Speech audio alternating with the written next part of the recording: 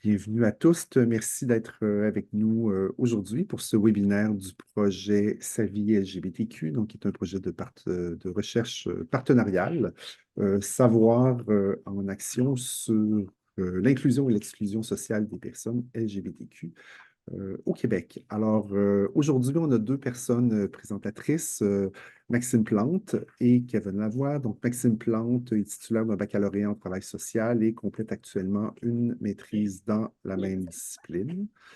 Euh, Son mémoire porte sur la construction de l'identité de genre des jeunes adultes non-binaires au Québec. Depuis 4 ans, Maxime a acquis une expérience variée en recherche qui l'a amené à travailler sur différents projets qui touchent les communautés de LGBTQ.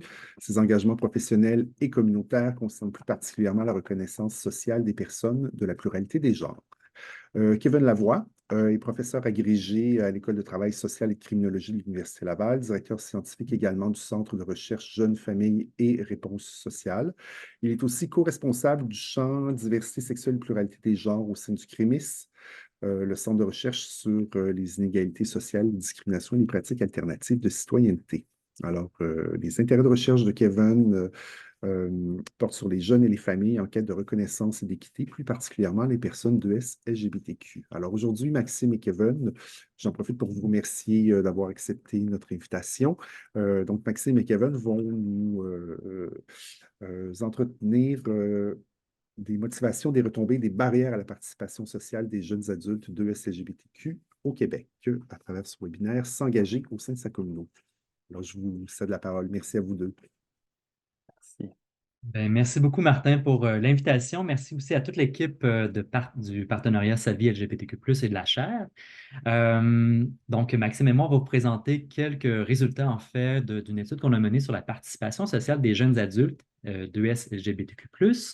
Euh, Dans les travaux de recherche auprès des jeunes adultes, il y a beaucoup de travaux qui s'intéressent aux victimisations vécues par les jeunes, que ça peut être, par exemple, en milieu scolaire, dans le milieu de travail, auprès de la famille également.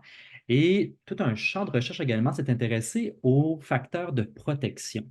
Comment faire face à l'adversité? Qu'est-ce qui peut être les éléments qui vont construire, qui va permettre de stimuler différents outils, différentes stratégies d'adaptation pour faire face aux différentes discriminations, aux rejets, aux violences qui peuvent être vécues au quotidien par les jeunes adultes LGBTQ+. Le soutien parental en est un prépondérant qui est très important. Il y a également le soutien du cercle amical, par exemple, le groupe de pairs, puis à IRS, qui peut venir soutenir les personnes concernées face à l'adversité. Puis également quelques travaux, principalement aux États-Unis, qui s'intéressent cette fois-ci, en fait, à la place des organismes communautaires par et pour les communautés LGBTQ+. Et là, ça a été un filon que Maxime et moi, on a voulu un peu plus exploiter pour mieux comprendre, étant donné le dynamisme du milieu communautaire québécois, mais qu'est-ce qui se passe ici? Qu'est-ce qui se passe dans notre province par rapport à la participation, l'implication sociale des jeunes adultes? Qu'est-ce qui peut être soutenant? Qu'est-ce qui se vit en termes de barrières également? Bref, à travers les données du partenariat SAVI LGBTQ+, on a fait une analyse secondaire pour pouvoir mieux identifier les motivations à la participation, mais également les retombées de l'implication sociale des jeunes adultes, puis éventuellement aussi les barrières à leur participation. Participation sociale, c'est un mot que j'utilise depuis quelques temps, depuis quelques instants.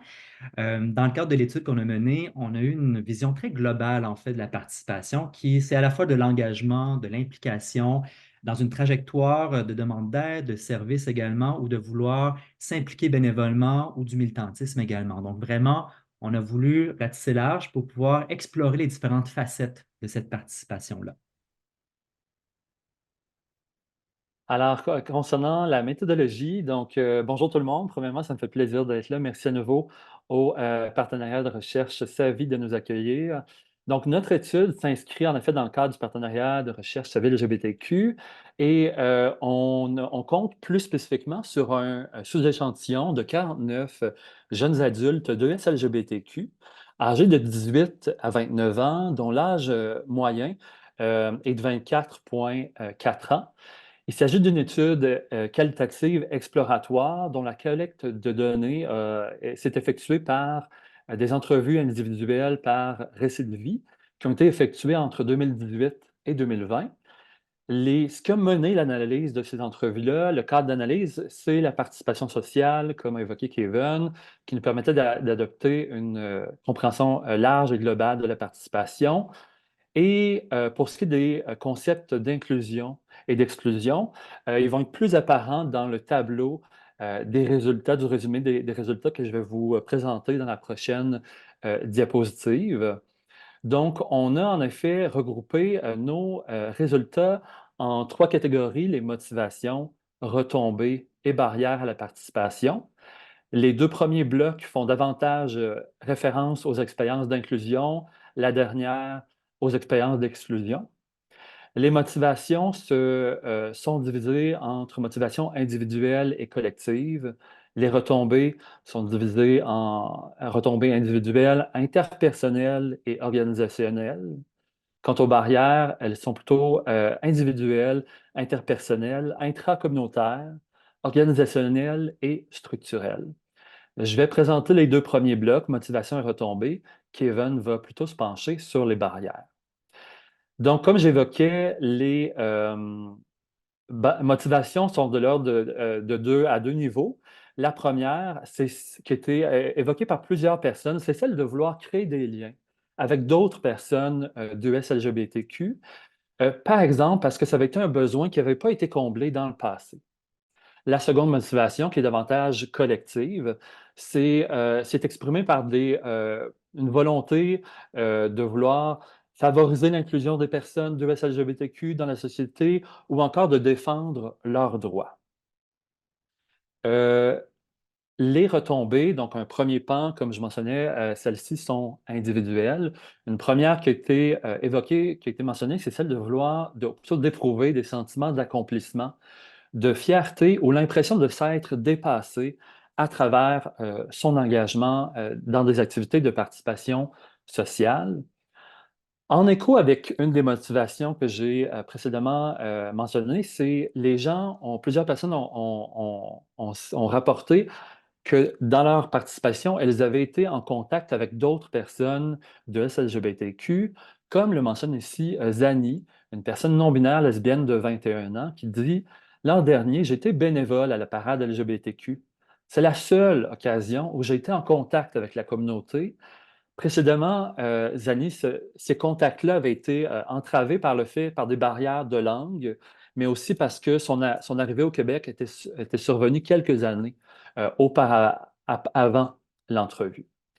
Ces contacts-là avec d'autres personnes de LGBTQ partagés à travers la participation ont eu des retombées sur plusieurs pans de la vie des personnes interviewées, dont au niveau de la construction et de l'affirmation de leur identité. Ça l'a, dans certains cas, permis de s'éduquer. C'est ce que Luna, une femme cisgenre lesbienne, rapporte ici. Ça va quand même m'avoir fait connaître un peu plus, admettons, les lois, l'utilisation des pronoms, ou en connaître un peu plus sur la communauté en général. Ces contacts-là aussi permis parfois d'accéder à des modèles qui, dans bien des situations, ont permis de normaliser la diversité sexuelle et la pluralité des genres, ou encore ont représenté des modèles alternatifs à l'hétéro-cis-normativité, ou des modèles positifs, voire des mentors. L'accès à ces modèles-là, l'accès à ces contacts-là, combiné au contexte respectueux, sécuritaire et inclusif des organisations vouées à la diversité sexuelle et la pluralité des genres, pour plusieurs personnes, c'est venu les aider à s'accepter davantage ou à affirmer encore plus leur identité de SLGBTQ, que ce soit à l'intérieur de ces organisations-là spécifiques ou dans leur vie civique, ailleurs que dans ces milieux particuliers-là. Ça, c'était pour les retombées individuelles. Pour ce qui est des retombées interpersonnelles, un type qui a été mentionné, c'est celle que la composition qui fait partie du réseau social des personnes a changé. C'est arrivé dans des situations où les personnes ont développé des relations amoureuses à travers leur participation, ou encore qu'elle disait qu'elle comptait désormais sur un réseau plus impliqué socialement. Donc ça, c'est au niveau de la composition, mais il y a aussi des dynamiques interpersonnelles qui ont parfois changé à la suite de cette participation-là pour les jeunes adultes interviewés, que ce soit parce qu'elles ont obtenu du soutien ou encore parce qu'à la suite de leur engagement, leurs parents étaient devenus plus acceptants de leur identité de SLGBTQ. C'est ce que raconte Laura, une femme cisgenre, lesbienne de 27 ans, qui dit: «Je pense que ça aussi, ça a aidé mes parents à l'accepter, parce que ça leur faisait peur que je fasse ça, mes témoignages à titre de femme lesbienne. Mais quand je leur ai raconté que j'étais bien reçu, ça aussi, je pense que ça les a rassurés.» Enfin, le dernier bloc des retombées se situe au niveau ce sont des retombées organisationnelles. Quelques personnes ont mentionné que, à travers leur participation, elles avaient changé une organisation. Donc, ça fait écho à la seconde des motivations, puisque l'organisation était devenue plus inclusive aux personnes de SLGBTQ. C'était le cas encore, entre autres, dans des organisations féministes. Ou encore que via leur participation, ces personnes-là avaient créé une organisation, par exemple une association étudiante, ou encore qu'à la suite de leur expérience positive vécue dans une organisation euh, dédiée à la diversité sexuelle et la pluralité des genres, ça les avait amenés à envisager en créer une organisation. Rose, une femme cisgenre lesbienne de 28 ans, dit à ce sujet: «J'aime vraiment ce genre de communauté, le groupe de soutien pour personnes de SLGBTQ. Je pense que ça fait germer dans mon esprit l'idée de moi-même créer des milieux comme ça, surtout si je travaille dans un cégep.» Donc, comme on l'a vu, il y a eu des retombées à plusieurs niveaux qui ont été mentionnées. Par contre, il y a aussi des barrières qui, dans certains cas, entravent cette participation. C'est ce que nous présente Kevin pour la suite. Oui, justement, il y a des aspects qui peuvent poser des barrières des bâtons dans les roues, en fait, pour la participation des jeunes adultes qui ont été rencontrés par le partenariat Savie LGBTQ+. Il y en a 5, en fait, qu'on va vous les présenter dans une perspective un peu écosystémique, en fait, de l'individuel jusqu'à plus large, structurel. Dans les barrières individuelles, en fait, il y avait, entre autres, là, ben, juste la gestion du temps. Comment, avec la conciliation études, bénévolat, travail, vie amoureuse, vie militante, bref, ça pose des enjeux de performativité, un peu de performer l'engagement social. Puis il y a des gens qui se ressentaient une grande pression par rapport à tout ça. Il y a également 2 personnes dans l'échantillon qui parlaient plus spécifiquement de l'épuisement militant en disant: j'ai tout donné, mais là, je me sens brûlé, je suis plus en mesure de participer davantage aux activités de l'organisation dans lequel je m'impliquais auparavant. Les 2 autres aspects des barrières individuelles, en fait, c'est dans leurs témoignages, dans les récits qu'on a recueillis. C'était davantage une mise à distance des communautés LGBTQ+, qui était mentionnée, voire des craintes de représailles ou de dévoilement forcé lié à une participation. Qu'est-ce que ça veut dire, en fait? C'était souvent teinté en fait dans un parcours d'acceptation et d'affirmation de soi. Il y a des gens qui ne se sentaient pas prêtes, des personnes qui se disaient, ben non, si je m'associe à un groupe LGBT, est-ce que ça m'avance trop? Est-ce que je vais devoir me dévoiler? Qu'est-ce que ça va produire comme préoccupation? Donc, c'était empreint de crainte, d'inconfort par rapport à tout ça. Il y a Alix, entre autres, qui nous mentionne, ben, il y a la marche trans en fin de semaine, je vais sûrement y aller, mais ça me stresse, c'est la première fois. À chaque fois, j'ai évité d'y aller parce que c'est vraiment comme un gros coming out. Mes parents ne savent pas que je suis une personne trans. Qu'est-ce qui se passe si des gens prennent une photo de moi et la mettent à la première page du journal? Ben, je vais devoir expliquer ça à ma mère. Donc, ça renvoie avec l'idée vraiment d'une participation. Ça vient peut-être avec des craintes, des représailles, d'une visibilité plus grande. Ensuite, maintenant, les barrières interpersonnelles. Là, on s'est vraiment penché sur les interactions sociales au sein des organisations vouées à la diversité sexuelle et à la pluralité des genres. Pour plusieurs, en fait, c'est un inconfort lié aux nouvelles interactions sociales quand on ne connaît pas personne, quand on arrive dans un lieu, un groupe de soutien ou une activité sociale, puis on ne connaît pas, ben, c'est intimidant, on ne sait pas comment faire, particulièrement si l'organisation n'a pas prévu une activité brise-glace, une manière plus en douceur pour pouvoir accueillir les nouveaux membres, les nouvelles personnes qui souhaitent s'impliquer, qui souhaitent participer aux différentes activités. Un autre aspect, quand même, que plusieurs personnes, particulièrement les hommes gays, bisexuels, queer, ont mentionné en fait parfois un certain inconfort lié à la sexualisation des contacts sociaux au sein de l'organisation. Il y a par exemple Yannick qui nous mentionne, bien souvent, il y a comme une espèce de dynamique de séduction qui est un peu tannante.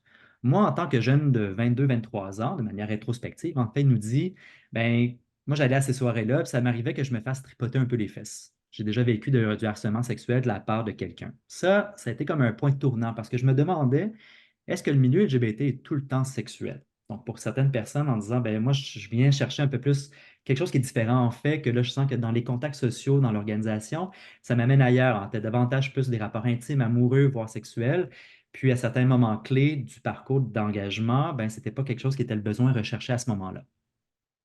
Maintenant, pardon, les barrières intracommunautaires, en fait, font référence dans ce cas-ci aux enjeux de reconnaissance, puis parfois les tensions qui traversent les communautés, particulièrement sur le plan identitaire. Ça fait référence plus spécifiquement à la manière de conceptualiser la diversité sexuelle et la pluralité des genres, ou inclure également dans la mission des organisations, par exemple, la pluralité des genres, lorsqu'une organisation est LGB seulement à certains moments ou à certains moments clés de son histoire. Et là, c'était ben, comment on intègre, comment on présente les services, comment on va diriger puis orienter nos actions politiques, notre discours, nos sensibilisations, l'éducation qu'on va mettre en place dans nos services, puis plus largement au sein de la communauté. Il y a Jeanne, une personne de 24 ans, non-binaire et pansexuelle, qui, elle, évoque j'ai l'impression des fois que quand on n'est pas dans une case précise ou quand on n'est pas défini de façon précise, ben, c'est un peu difficile d'être inclus dans certains milieux. J'ai déjà fréquenté certains espaces qu'on pourrait considérer comme LGBT, mais je ne me suis jamais vraiment senti à l'aise ou confortable dans ces espaces-là. Donc, c'est vraiment cette dimension-là d'inclusion, d'y aller ratisser large au sein des communautés, au pluriel, mais dans les groupes plus spécifiques ou la non-mixité choisie. Bref, ce n'est pas toujours évident de quelles pratiques on va mettre en place à certains moments clés dans les services de l'organisation. Maintenant, passons à l'échelle au niveau organisationnel. Certaines barrières étaient évoquées et là, ça fait référence vraiment à la stabilité des organisations puis l'offre de services. Stabilité, pourquoi? Bien, parfois, il y a des organisations qui sont entièrement bénévoles et qui vont fluctuer en termes de services offerts, de dynamisme également au sein de l'organisation. Il y a certaines également associations étudiantes qui faisaient partie également de nos analyses que pendant l'été, ben, les services sont en veilleuse, sont en pause le temps de l'été, de la saison estivale, puisque l'année universitaire est mise sur pause. Ça faisait en sorte que certaines personnes disaient, ben là, je commençais à m'impliquer, mais là, maintenant, avec la pause de quelques mois, ben, je sens que ça va être un peu plus difficile de me réinvestir davantage euh, euh, quand l'automne va arriver.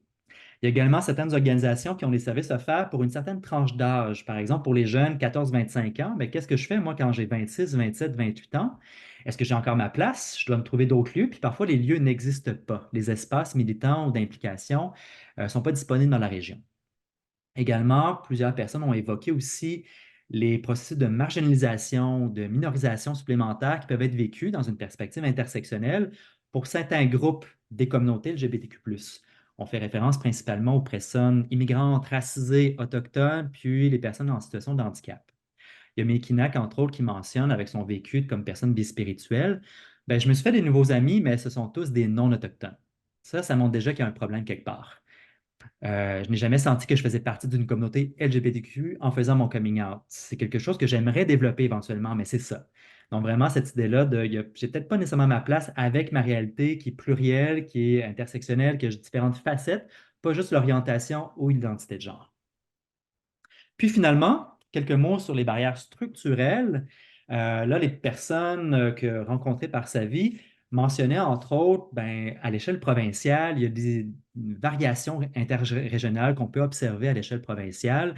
Dans certaines régions dépourvues d'organisations LGBTQ+, ou un nombre limité ou spécifique ou voire généraliste, il y a toute cette variabilité-là qui était observée, qui était aussi, on relevait certains écueils concernant la place de la participation, manque de ressources, comme je mentionnais, puis parfois, ben, la distance à franchir pour avoir accès à des services ou pouvoir s'impliquer. Puis on déplorait également le manque ou la rareté des événements collectifs comme une fierté ou des rassemblements collectifs où est-ce qu'on pouvait stimuler un sentiment d'appartenance, un sentiment collectif de sororité, fraternité. Il y a Julia, par exemple, qui mentionne, ben, dans une région où est-ce qu'il y a une grande distance pour avoir accès à des services, bien, ça prend un auto, il faut compter plusieurs heures, aller-retour pour pouvoir finalement passer un moment plaisant, actif, de militance ou de socialisation avec d'autres personnes concernées. Tout ça, en fait, à travers les motivations, les retombées, puis les barrières, ben, ça nous amène différentes pistes, en fait, pour penser l'action, penser le futur. D'entre autres, ben, penser les retombées puis les motivations de façon très multidimensionnelle. Comme Maxime l'a restitué dans nos résultats, ben, il faut être à l'écoute des motivations pour favoriser leur implication, montrer que finalement, c'est un moteur d'engagement parce qu'on vient chercher quelque chose. En s'impliquant, ben, ça valorise, ça peut être très valorisant, mais également, ça permet de briser l'isolement, ça permet également de faciliter la construction identitaire, comme le relevait Maxime. Puis également, ben, pour plusieurs personnes rencontrées, ça a été aussi ben, dans la visée d'un désir de changement social, de transformation. Ben, c'est un arrimage très étroit avec les missions des organismes communautaires LGBTQ+ de la province. Cela étant dit, il faut être conscient également des barrières qui se posent dans la trajectoire de participation des personnes qui peuvent venir compromettre la participation sociale. C'est peut-être moins lumineux, moins glorieux de penser de ces aspects-là, en fait, qui sont parfois des angles morts au sein des organisations, ou du moins des tensions, puis plusieurs organisations qui sont déjà au courant, puis mettre en place des pratiques pour penser l'inclusion davantage. Bien, on estime en fait qu'à travers les données qu'on a recueillies, ça nous permet de cibler sur quoi agir, de quelle façon, dans une perspective écosystémique pour penser l'avenir, puis également parfois revendiquer des ressources supplémentaires, parfois, ou également au sein de l'organisation, comment on peut mieux accueillir, par exemple, une activité brise-glace pour surmonter un peu le défi de la gêne ou l'inconfort de certaines personnes. Puis également être soucieuse également de l'accompagnement dans une perspective d'affirmation de soi qui est intimement liée. Hein. Ce n'est pas juste un bénévolat lié à des causes, mais également c'est relié à soi comme personne également, comme personne concernée. Donc, c'est tous des enjeux comme ça qu'on voulait révéler pour mieux penser des pratiques inclusives pour le futur. C'est un peu short and sweet, mais on vous invite vraiment à pouvoir poser vos questions, échanger avec nous pour les prochaines minutes. Sachez qu'il y a un article qui va apparaître bientôt dans la revue Jeunes et Société sur les barrières, les enjeux d'inclusion justement au sein des organisations. Puis éventuellement, on travaille, Maxime et moi, avec des collègues sur les motivations, les retombées de l'engagement social des jeunes adultes qu'on a rencontrés. Merci à vous. Merci.